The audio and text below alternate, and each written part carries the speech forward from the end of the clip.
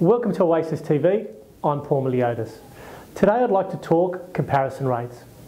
I believe if you're making a financial decision based on comparison rates, you're being misled and you're going to make the wrong financial decision for you. In theory, I don't have an issue with comparison rates. However, the way that they're calculated, I have a fundamental problem with. In 2003, the government made it compulsory for all lenders that are advertising interest rates to also advertise a comparison rate.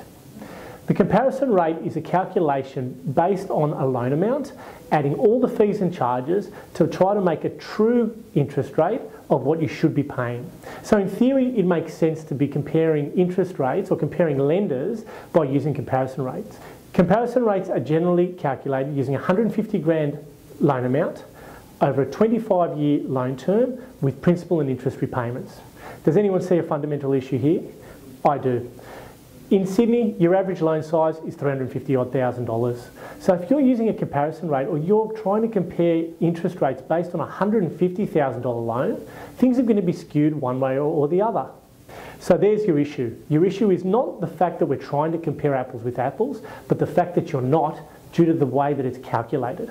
Any broker worth his salt will discard the comparison rates completely.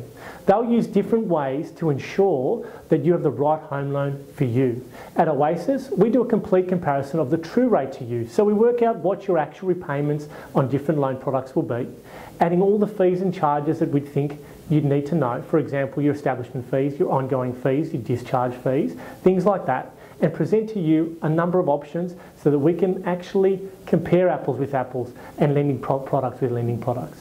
So in summary, you shouldn't be looking at your comparison rate as your sole way of determining which is the best home loan for you. No doubt about it, you should be looking at the true cost to you, adding all the fees and charges and making the decision based on what the actual cost is.